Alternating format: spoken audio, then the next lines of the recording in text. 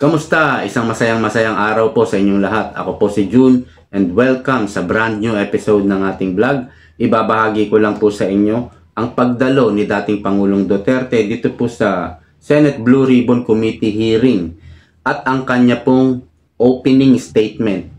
Bago yan, pakilike po muna ang video ito. Pindutin nyo na po ang like. So, hindi na po natin patatagalin at panoorin natin. Before anything else, Senator, I'd like to thank the committee for inviting me para once and for all malaman natin ang totoo. So, I would like to request sa inyo na huwag ninyo akong ituring president or kaibigan. Treat me as a witness and tignan natin kung lalabas yung totoo. So, with your permission, at maraming salamat po sa inyong lahat for inviting me. I'd like to start my mandate as President of the Republic was to protect the country and the Filipino people. Yan talaga po ang mandate ng Presidente. Protect the country and the Filipino people. Pero kaiba ang ginagawa ngayon ng nakaupong presidente na hindi naman marunong magpresidente. Mas pinuprotektahan ngayon ng presidente ang mga adik. Sabi, bloodless eh. Kaya, naku, mag-iingat kayo mga pulis. Hindi po pwede magalusan yan. Baka magdugo eh. Bloodless nga eh. At pinuprotektahan ngayon ang mga drug lord at ginagawa pang witness at sila pa yung parang hero. Iba po talaga ang isang leader na alam naman natin na bangag. Ganyan po mag-isip ang mga bangag eh. Utos niya bloodless. So, ang pinangangalagaan niya ngayon, itong mga adik, hindi dapat magalusan yan. Kailangan alagaan yan, itong mga adik. At yung mga drug lord, pinalayaan na po. Malaya na sila. At pwede na po uli silang magluto ng illegal na droga at magbenta.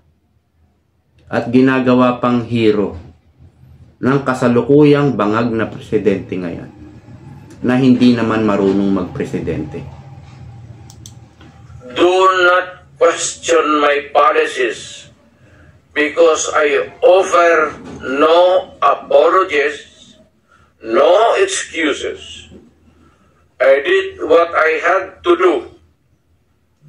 And whether you believe it or not, I did it for my country.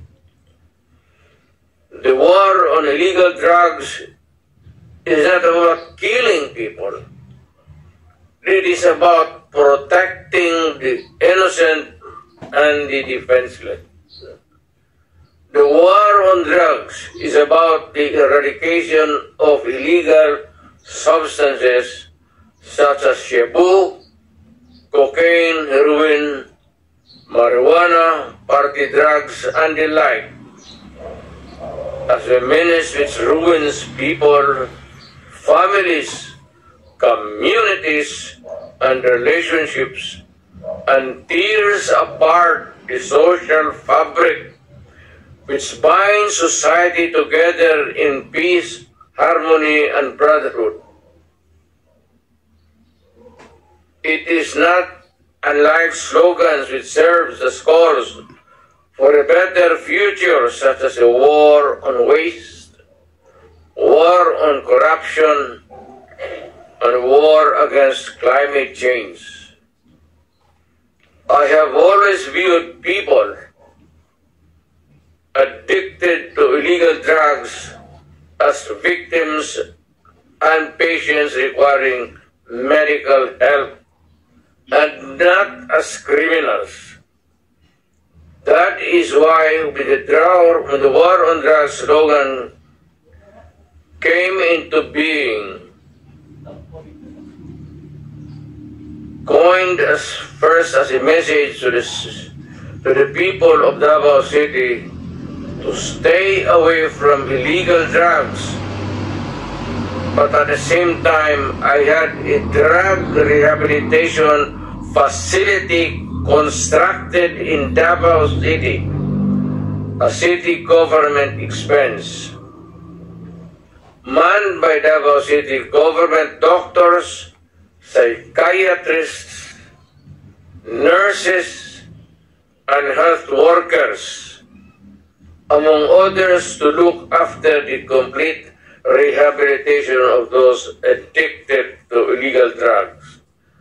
I believe then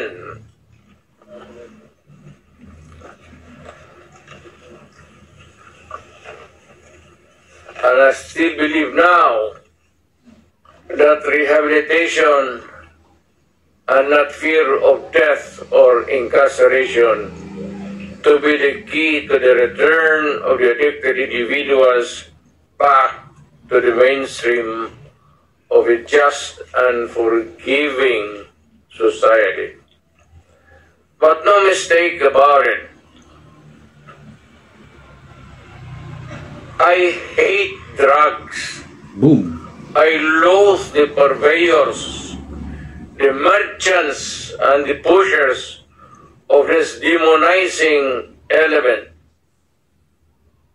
I have not failed to emphasize this from the very day of the campaign when I ran for the presidency in 2016. This was my covenant with the Filipinos who believed in me. And to this day, most still agree with what in government have achieved. It is unfortunate that drug-related crimes are on the rise again. Every day you can read about children being raped, people getting killed and robbed. And just recently, a drug den was raided within the Malacanang complex. May special mention pa ang Malacanang. Ito po nahuli within the vicinity of Malacanang. Hindi po sa loob, pero dikit na dikit lang po ito sa Malacanang complex, kung saan nandoon po yung bahay ng Pangulo. Parang isang pader lang po ang diferensya. Ganoon na po ngayon katatapang, kalalakas ang loob ng mga drug dealer, pusher, mga user, mga addicts. Ang alam ko po dyan, may mga protector po yan. Dati po, ito pong si Dilima, nandyan po siya umatende. Siya ay protector. Ngayon po, may mga protector na naman po yan. At baka dyan pa sa Malacanang nakatira yung protector dyan. This clearly manifests that the purveyors of this menace are back in business.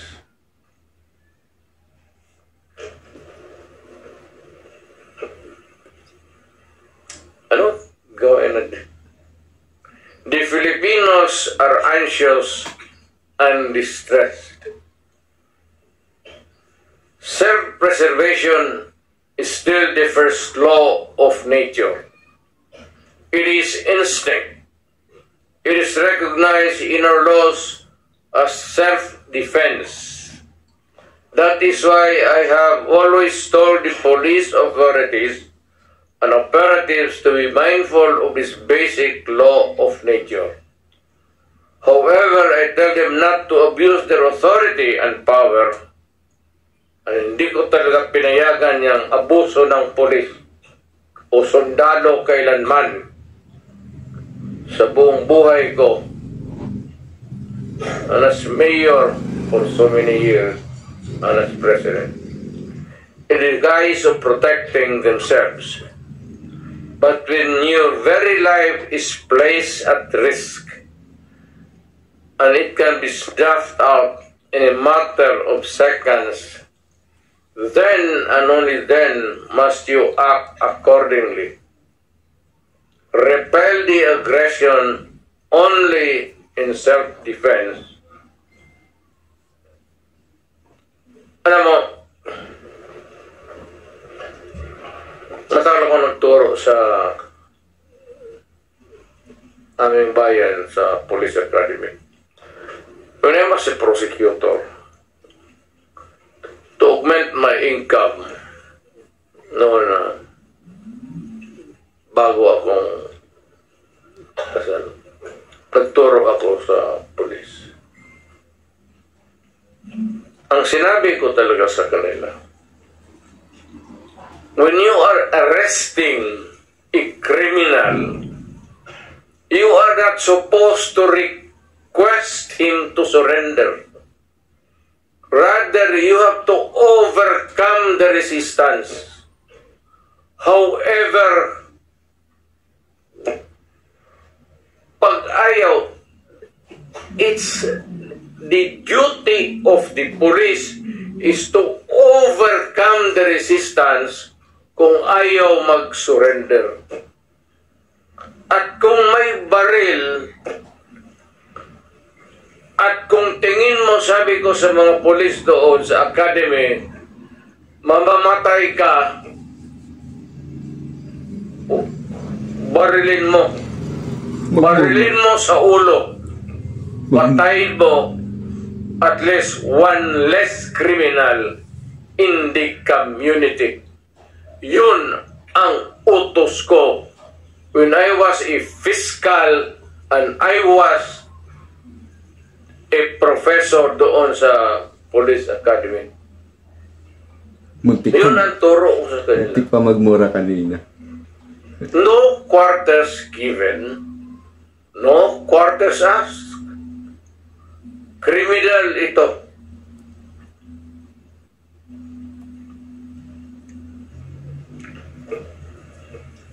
Repel the aggression only in self-defense.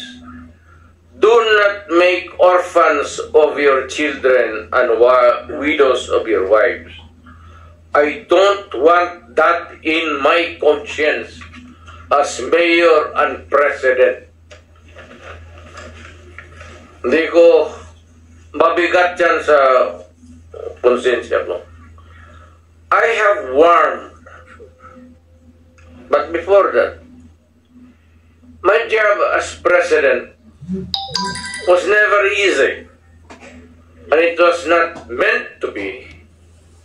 I have tried to do the best I can to address the problem of illegal drugs firmly and without compromise. For all of its successes and shortcomings, I alone take full legal responsibility sa lahat na nagawa ng mga pulis pursuant to my order. Ako ang managot at ako ang makulong, huwag yung pulis na sumunod sa order ko. Kawawa naman, nagtatrabaho lang. Yun ang gusto kong sabihin sa Pilipino at mabuti niyaya ninyo ako dito. Once and for all, yan ang gusto kong sabihin sa tao.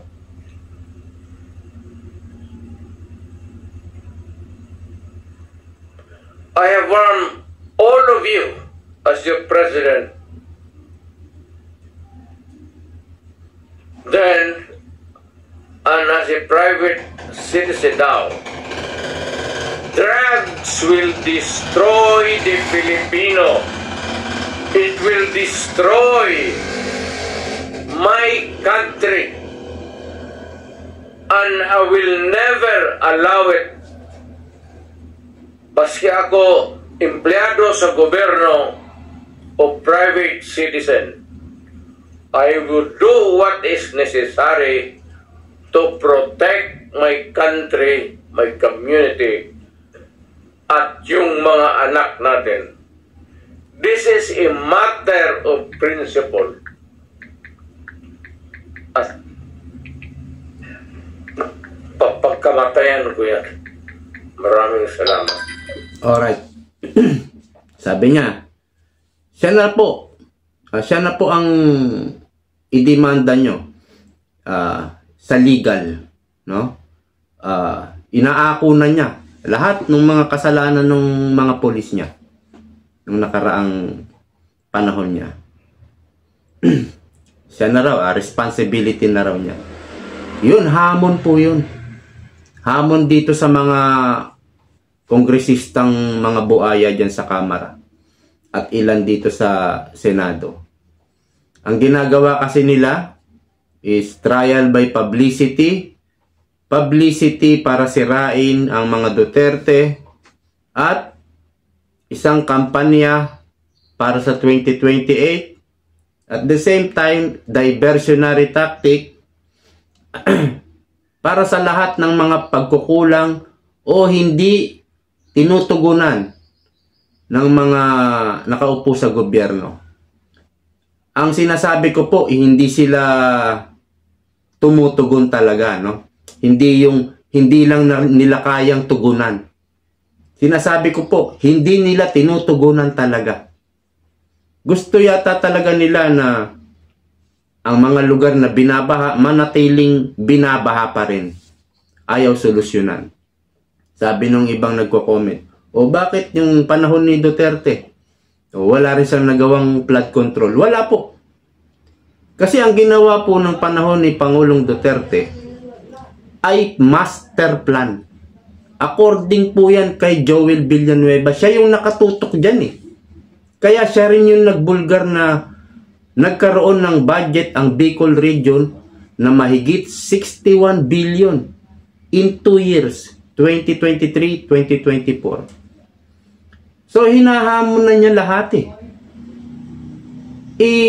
Dalhin na sa korte. Pero ang tanong, bakit ayaw nilang magsampa ng kaso kay dating Pangulong Duterte? Kasi nga, alam nyo yung ginagamit ng dilawan doon sa tatay ni Marcos. Tatay ni Marcos, diktador. Tatay ni Marcos, magnanakaw. Hanggang doon po sa 2022 election, yan ang sinasabi nila. For 30 years ginawa nila yan. Pinasama nila ng pinasama ang tatay ni Marcos. Para sa presidency, pwesto, kapangyarihan. Kailangan pasamain lang natin ng pasamain. Pero hindi sila nagtagumpay, nanalo pa rin si Bongbong. Ngayon, ginagawa naman nila ito sa mga Duterte. This is for election, for kapangyarihan, for power, for presidency. Kasi nakita nila kung gaano kalakas ang Duterte at kung gaano naniwala at sumuporta sa war on drugs ni Pangulong Duterte. Kaya kailangan nilang sirain ito para sa 2028 election. At hindi lang yun. Sa susunod pa. 2028, anong susunod? 2034. Ganun pa rin yan. War on drugs pa rin. Masama pa rin war on drugs. Kasi baka may tumakbo pa Duterte sa 2034 eh. Gagamitin pa rin po yan. No? Kaya hindi sila nagsasampa ng kaso eh. Hinihintay nila ICC. Malabo po yun. Mga pinagluloko lang po kayo. No? Ang dami pong problema ng ICC at hindi na tayo membro ng ICC. Ang ginagawa lang po ng ICC, pag may nagbigay, mga nagdo-donate, ayan, magsasalita. Pero busy po sila sa gera sa Middle East. Andiyan pa si Putin. Yan yung mga malalaking bansa. Tayo po hindi pinapansin yan. Kapag wala lang siguro silang magawa, papansinin tayo ng ICC. Pero lahat po yan ay propaganda lang. Lahat po ng hearing na ito ay paninira lang sa mga Duterte. Ayaw nila magsampa ng kaso. Sila naman yung nakaupo. Di po ba? Hindi sila malulugi. Alam nga namang magbayad si Duterte sa mga judge. Yun ang mas matinding kaso yun, bribery yun. At pwedeng painan ng isang video yun. May ebidensya na laban kay Pangulong Duterte. Hindi talaga nila sasampahan ng kaso yan. Gagamitin lang nila for propaganda yan. Hanggang hindi pa tuluyan na papabagsak. Tumigil yung mga dilawan.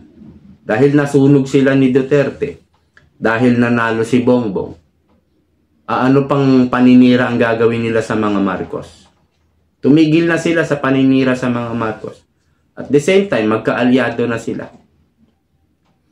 Pero kung sakaling tatakbo si Amy, baka bumalik uli yung paninira sa mga Marcos. But this time, hindi na po yung tatay. Dito na po. Dun sa anak, kay Junior. So yan po ang yan po ang dapat nyong pag-isipan at lawakan nyo yung inyong pangunawa tungkol po dito sa nangyayari sa politika ng ating bansa. Ang lahat po ng mga sinasabi nila sa mga Duterte ay yan po ay paninira lang. Okay, maraming salamat po sa inyong lahat. Ingat po kayo. God bless you po. See you next time.